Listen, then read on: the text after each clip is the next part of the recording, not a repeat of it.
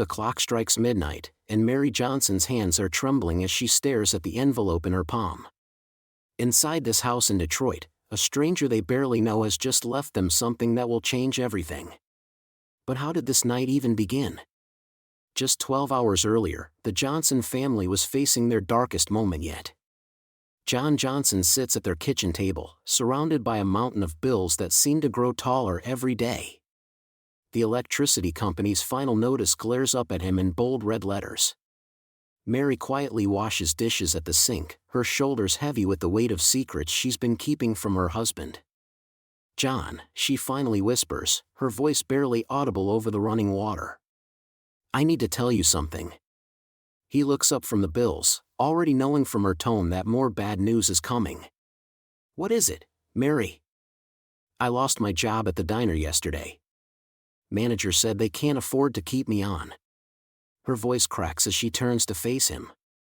"I didn't know how to tell you with everything else we're dealing with." The silence between them stretches like a canyon.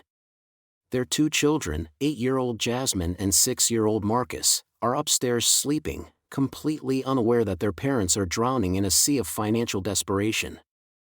The mortgage payment is due in 3 days, and they don't have even half of what they need.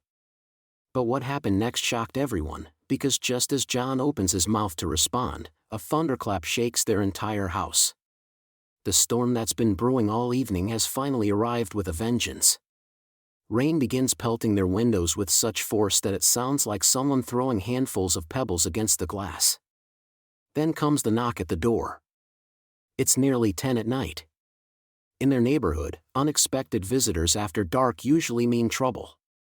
John and Mary exchange worried glances as another knock echoes through their small living room, more urgent this time. "Stay here," John whispers to his wife, grabbing a flashlight from the kitchen drawer. The storm has knocked out half the street lights, and their porch light burned out weeks ago. They can't afford to replace it. Through the peephole, John sees a figure hunched against the storm. The man is soaked to the bone, his clothes clinging to his thin frame. He looks to be in his early 40s, with graying hair plastered to his scalp and shoulders that shake from either cold or something deeper. "Help me, please," the stranger calls out through the door. "I just need somewhere warm to wait out this storm." John hesitates, his hand frozen on the deadbolt. In their current situation, taking in a stranger feels like the last thing they can afford to do. But the man's voice carries a desperation that John recognizes all too well. It's the same desperation he hears in his own voice when he calls the electric company asking for an extension. "John, who is it?" Mary appears beside him, wrapping her robe tighter around herself. "Someone needing help," he whispers back. "Says he wants to wait out the storm." Mary peers through the peephole herself. The stranger has stepped back slightly, and in the dim light from their neighbor's porch, she can see his face more clearly. There's something about his eyes that strikes her, a kind of hollow sadness that she's seen in her own mirror lately. Little did Mary know that this single decision would change everything for their family. "We should help him," she says quietly, surprising even herself. "Look at him, John. He's got nowhere else to go." John struggles with the choice. They barely have enough food for themselves, their own situation is desperate, and they know nothing about this man. But something about the way the stranger stands there, not demanding or aggressive, just waiting patiently in the storm, reminds John of his own father's lessons about helping those in need. "All right," John says, unlocking the door. But just until the storm passes. The door swings open, and the stranger steps into their humble living room, water dripping from his clothes onto their worn carpet. Up close, his appearance is even more striking. Despite being drenched and obviously struggling, there's a dignity about him that catches Mary off guard. "Thank you," the man says, his voice carrying genuine gratitude. "I'm Mark Anderson. I can't tell you how much this means to me." "I'm John Johnson, this is my wife Mary," John replies, still keeping some distance. "You can sit here on the couch, but we don't have much in the way of food or anything." Mark's eyes scan their living room, taking in the obvious signs of financial struggle. the furniture that's seen better days, the bills scattered on the coffee table, the way both John and Mary carry themselves with the exhaustion that comes from fighting battles they're not sure they can win. "I don't need much," Mark says softly. "Just grateful to be out of that storm." Mary brings him a towel from their linen closet, one of the few decent ones they have left. As she hands it to him, she notices something that makes her pause. Despite his rough exterior and obvious homelessness, Mark's hands are clean, and there's something about the way he accepts the towel with such careful gratitude that speaks to her heart. But the real shock was still coming. As Mark settles onto their couch, drying his hair with the towel, he looks up at both of them with an expression that's difficult to read. It's grateful, yes, but there's something else lurking beneath the surface. Something that makes Mary feel both comforted and slightly uneasy at the same time. "I promise you won't regret this kindness," Mark says, his eyes meeting theirs with an intensity that seems to pierce right through to their souls. "I believe in paying back generosity in ways that truly matter." The smile that spreads across Mark's face is warm and genuine, but there's something almost prophetic about his words. As thunder rolls overhead and the storm continues to rage outside, neither John nor Mary can shake the feeling that this stranger's presence in their home is about to transform their lives in ways they never could have imagined. The storm had finally begun to settle, but inside the Johnson home, a different kind of tension was brewing. Mary watched from the kitchen doorway as Mark sat at their worn dining table, slowly eating the bowl of soup she'd prepared. His grateful smile from earlier lingered in her mind, but something about it felt off, like he knew something they didn't. "John," Mary whispered, pulling her husband aside into the narrow hallway. "I lost my job today at the diner. Mr. Peterson said they can't afford to keep me on anymore." Her voice cracked as she said the words she'd been holding back all evening. John's face fell. "Mary, why didn't you tell me sooner?" "Because we already have enough problems, and now we've got a stranger in our house." She glanced toward the dining room where Mark was sitting. "I wanted to help him, I really did, but now I'm wondering if we made a mistake." Their conversation was interrupted when 8-year-old Lily came running down the stairs. "Mama, there's someone outside talking about the man in our house. Mrs. Chin from next door is on her porch with some other neighbors." John pulled back the curtain slightly and saw a small group of neighbors huddled together, their voices carrying through the night air. He caught fragments of their conversation: stranger, dangerous, and called the police. His stomach tightened. "What have we done?" Mary muttered, wrapping her arms around herself. They returned to find Mark finishing his soup, his demeanor noticeably different from before. Gone was the desperate gratitude, replaced by something more calculated, more watchful. "That was delicious, Mrs. Johnson," Mark said, his voice smooth.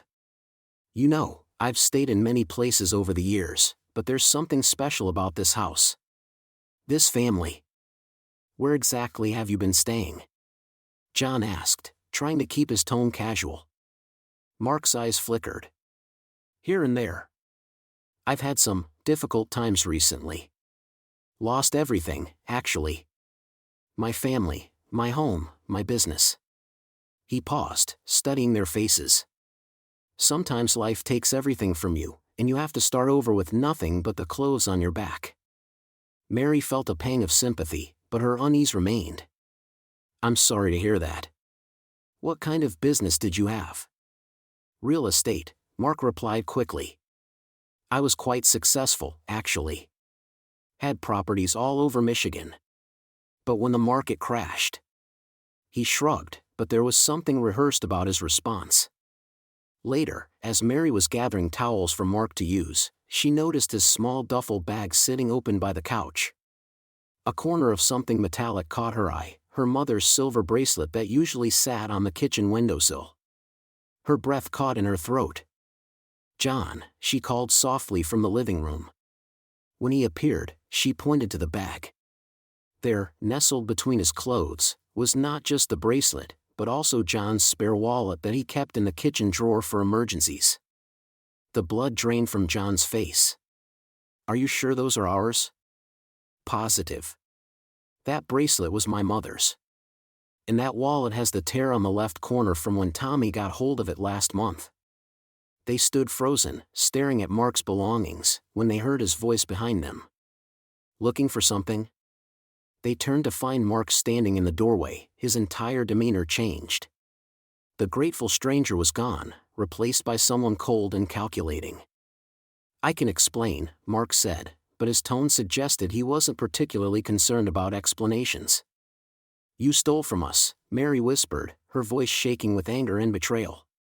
"We invited you into our home, fed you, gave you shelter, and you stole from us." "I prefer to think of it as insurance," Mark replied calmly. "You see, I wasn't entirely truthful about my situation. I do need help, but not the kind you think." John stepped protectively in front of Mary. "What do you want?" Mark smiled, and this time there was no warmth in it whatsoever. "What I want is simple. A place to stay for a few days while some business associates of mine cool down. And in return, I promise you'll receive a thank you that will change your lives forever." The way he said thank you sent chills down Mary's spine. Outside, they could hear Mrs. Chen's voice getting closer to their front door, and Mark's eyes darted toward the window. "But first," Mark continued, his voice dropping to a whisper, "we need to have a conversation about what happens when people don't show proper hospitality to their guests." Just then, a soft knock echoed through the house, and Mrs. Chen's voice called out, "Mary." "John. Is everything all right in there?" Mark's expression darkened, and Mary realized with growing horror that their simple act of kindness had invited something far more dangerous than a grateful stranger into their home. Mary's hands trembled as she stared at the photograph she'd found tucked between Mark's worn jacket pockets. The image showed a young woman holding two small children, their faces bright with happiness against a backdrop of what looked like a modest but well-kept home. She quickly slipped it back where she found it, her heart racing with questions she couldn't shake. "John, we need to talk," she whispered urgently as her husband entered their cramped bedroom. The floorboards creaked under his weight, and she gestured for him to close the door behind him. "What's got you looking like you've seen a ghost?" John asked, settling onto the edge of their bed with a tired sigh. Mary pulled the photograph from her pocket, her voice barely audible. "I found this in Mark's things when I was hanging up his jacket to dry." "John, who are these people? And why does he look so different in every story he tells us?" John studied the image, his brow furrowing as he took in the details. The Mark in the photograph looked younger, healthier, wearing clothes that spoke of better times. Maybe it's his family. Maybe that's why he's out here, wandering. Or maybe, Mary's voice caught, maybe we don't know who we've let into our home. What if the neighbors are right to be suspicious? The weight of their decision pressed down on both of them. They'd opened their door to a stranger in a storm, driven by compassion, but now doubt gnawed at Mary's conscience like a persistent ache. "We can't just throw him out based on a photograph," John said, though uncertainty colored his words. "The man was soaked to the bone, Mary. He needed help. But what if we're putting our children at risk?" Mary's voice rose slightly, then she caught herself, glancing toward the thin walls. "What if there's something he's not telling us?" Before John could respond, a soft knock interrupted their conversation. Pastor William's voice carried through their front door, gentle but insistent. "Mary, John, could I have a word with you both?" They exchanged worried glances. Pastor Williams rarely made house calls this late in the evening unless something serious was troubling him. John opened the door to find their elderly pastor, his usually warm demeanor shadowed with concern. "Pastor, come in from the cold," Mary offered, but he shook his head politely. "I won't keep you long, but I felt the Lord calling me to check on you folks. Word's gotten around about your houseguest, and I wanted to make sure everything's all right." His eyes searched their faces carefully. These are uncertain times, and sometimes kindness can be mistaken for naivety. Mary's stomach tightened. "What exactly have people been saying?" "Nothing specific, child, but you know how folks talk. A stranger in town, especially one with no clear destination or purpose, it makes people nervous. I'm not saying you were wrong to help, but perhaps it's time to encourage him to move along." After Pastor Williams left, Mary and John sat in heavy silence. The photograph lay between them on the kitchen table like evidence in a trial they never wanted to be part of. "Maybe we should ask him directly," John finally said. "Give him a chance to explain himself." "And if he lies again?" Mary countered. "What then? Do we just keep pretending everything's fine while our neighbors whisper and our children sleep under the same roof as someone we barely know?" Their daughter's voice suddenly called out from the living room. "Mama, Papa, Mr. Mark is telling us stories about his travels. He's been everywhere." Mary's heart clenched. Their children had taken to Mark immediately, drawn to his gentle manner and the fascinating tales he spun about life on the road. But now those stories felt different, potentially dangerous fabrications rather than harmless entertainment. "We need to make a decision tonight," Mary said firmly. "Either we trust him completely, or we ask him to leave first thing in the morning." John nodded, but before he could respond, they heard footsteps approaching their bedroom door. Both of them froze as Mark's shadow appeared in the gap beneath the door, and they realized with growing horror that he might have been listening to their entire conversation. The footsteps paused, lingered for what felt like an eternity, then slowly retreated back toward the living room. Mary grabbed John's arm, her eyes wide with a mixture of fear and regret, as they both wondered what Mark had heard and what he might do with that knowledge. The morning air feels different as John paces the small living room, his conscience weighing heavy on his shoulders. Mary sits at the kitchen table, the mysterious photograph still clutched in her trembling hands.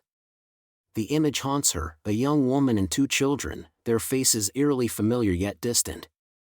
"We have to talk to him, John," Mary whispers, her voice barely audible over the creaking floorboards. "I can't shake this feeling that we're missing something important." John stops pacing and looks toward the guest room where Mark still sleeps. "But what if we're wrong? What if we're about to accuse an innocent man who's already been through hell?" Their whispered conversation is interrupted by footsteps on the stairs. Mark appears in the doorway, his eyes immediately catching the tension between the couple. He notices the photograph in Mary's hands, and something shifts in his expression, not guilt, but resignation. "I see you found it," Mark says quietly, settling into the worn armchair across from them. Mary's heart pounds as she holds up the photograph. "Mark, who are these people?" "The woman, she looks just like me, and these children." Mark's shoulders sag as 20 years of buried pain surfaces. "That's my wife, Sarah, and our twins, Michael and Lisa." His voice cracks. "They died in a house fire 15 years ago while I was working a double shift at the factory." The room falls silent except for the ticking of the old wall clock.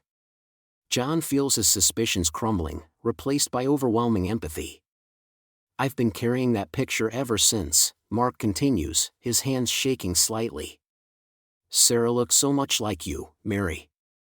When I saw your family last night, it was like seeing ghosts of the life I lost." Mary reaches across the table, placing her hand over Mark's. "Oh God, Mark. I'm so sorry. We thought. You thought I was dangerous," Mark finishes with a sad smile. "I don't blame you. A stranger showing up in the night, acting mysterious. But I wasn't hiding from the law, I was hiding from my grief." But wait, what happens next will change everything about how this family sees not just Mark, but the power of human connection itself. Suddenly, screams pierce the air from outside. Through the window, they see 8-year-old Tommy from next door chasing his ball into the busy street, completely unaware of the delivery truck barreling toward him. Without hesitation, Mark bolts from his chair, racing through the front door faster than John has ever seen anyone move. In one fluid motion, he tackles Tommy, rolling both of them safely onto the sidewalk just as the truck's horn blares past. Mary and John rush outside, finding Mark cradling the sobbing boy, checking him for injuries with the gentle precision of someone who once had children of his own. "You're okay, buddy," Mark soothes, his own eyes wet with tears. "You're safe now." Tommy's mother runs over, gathering her son while thanking Mark profusely. As the commotion settles and they return inside, the Johnson family looks at Mark with completely different eyes. "You saved him," Mary says, her voice filled with awe. "I couldn't save my own children," Mark replies, his voice raw with emotion. But maybe I can honor their memory by protecting others. John places a firm hand on Mark's shoulder. You're not the threat we were worried about. You're the blessing we didn't know we needed. But here's what the Johnson family doesn't know yet. Mark's gratitude runs deeper than they could ever imagine, and his way of saying thank you will shake their world to its very foundation. As evening approaches, Mark pulls John aside with an intensity in his eyes that hadn't been there before. John, I need to tell you something important. Tonight, at midnight, I want to show you and Mary just how much your kindness has meant to someone who had lost all faith in humanity. John studies Mark's face, seeing determination mixed with something else, hope. What are you talking about, Mark? Mark's smile carries the weight of 15 years of wandering and a secret that will transform everything. Just trust me. What I'm about to give your family will change your lives forever. The grandfather clock in the Johnson living room chimes 11 times, its deep resonance filling the quiet house. Mark sits on the worn sofa, hands clasped tightly together, staring at a crumpled envelope he's been carrying in his jacket pocket for 3 days. John notices the stranger's nervous energy as he returns from checking on the kids one final time. You all right there, Mark? John asks softly, settling into his favorite chair despite its broken spring. Mark looks up, his eyes glistening with unshed tears. John, Mary. I need to tell you both something. The real reason I was walking in that storm. He pulls out the envelope with trembling fingers. This isn't just about finding shelter. Mary emerges from the kitchen, drying her hands on a dish towel. She's been cleaning the same plate for 5 minutes, her mind racing with everything that's happened since this mysterious man entered their lives. What is it, Mark? 3 weeks ago, my lawyer contacted me about my uncle's estate. Uncle Henry, who I hadn't spoken to in 15 years because of my pride, my stupid pride. Mark's voice breaks as he unfolds a certified letter. He left me everything when he died 2 months ago. $230,000. The silence in the room is deafening. Mary's dish towel drops to the floor. But here's the thing, Mark continues, his voice growing stronger. I was so angry at the world, so bitter about losing my family, my job, everything. I was walking to the lawyer's office to tell them to donate it all to charity. I didn't want it. I didn't want anything. John leans forward. What changed your mind? You did. Both of you. Mark stands up, pacing to the window where rain still streaks the glass. When you opened that door tonight, when Mary made me that sandwich, when your kids shared their toys with a stranger, you showed me something I thought was dead in this world. Real kindness. No agenda, no judgment, just pure human compassion. The clock strikes midnight with 12 heavy chimes. Mark reaches into his jacket and pulls out a cashier's check, his hands shaking as he places it on the coffee table between them. This is my thank you. $50,000. It's yours. Mary gasps, stumbling backward into John's arms. Mark, we can't accept this. Yes, you can. Mark's voice is firm now, transformed. John, I heard you talking to Mary about the mortgage notice. I saw how you count and recount the bills on this table every night. I watched you give me the last of your food while your own children went to bed a little hungry. John's eyes fill with tears as he stares at the check. This will save our house. Our family. That's exactly what you saved for me, Mark replies. My faith in humanity. My belief that good people still exist. You gave me back my soul, and I'm giving you back your security. Mary sinks onto the sofa, overwhelmed. But Mark, this is your inheritance. Your uncle's legacy. No, Mary. This is his legacy. Uncle Henry always said that money means nothing unless it changes lives. You changed mine, now let me change yours. Mark kneels down in front of her, taking her hands. I was planning to end it all tomorrow. Walk into that storm and never come out. But you, your family, you reminded me that there's still beauty in this broken world. The room fills with the sound of quiet sobbing as all three adults embrace. Through the children's bedroom door, little voices whisper about the nice man who helped them feel safe during the storm. "There's more," Mark says softly. "I've decided to stay in Detroit. Use the rest of the inheritance to start a community shelter. A place where people like me can find not just a bed, but hope. John, I'd like you to help me run it, if you're willing." John wipes his eyes with the back of his hand. "You're offering me a job? I'm offering you a purpose. We both know what it feels like to lose everything. Let's make sure others don't have to face that darkness alone." As dawn approaches, Mark gathers his few belongings. The storm has passed, leaving the world washed clean and gleaming. The Johnson family stands on their front porch, no longer the same people who had reluctantly opened their door 12 hours earlier.